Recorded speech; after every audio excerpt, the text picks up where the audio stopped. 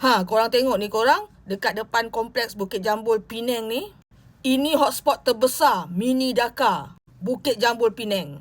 Tengok diorang berniaga dekat atas jalan pejalan kaki. Kalau orang kita ni dah kena sita dah korang. Tengok ni macam-macam diorang berniaga. Kedai warga asing banyak ni dekat Bukit Jambul ni. Diorang berniaga apa ni? Buah-buahan ada, sayur-sayuran. Diorang main letak je dekat jalan kaki ni. Dengan kotor-kotornya kat situ. Apa nak jadi Malaysia ni Banyak dah tempat-tempat yang diorang conquer dah sekarang ni. Nampak tak korang? Nampak tak? Mini Dakar Penang ni. Apa nak jadi Malaysia Pihak penguatkuasa, mainlah tengok dekat sini.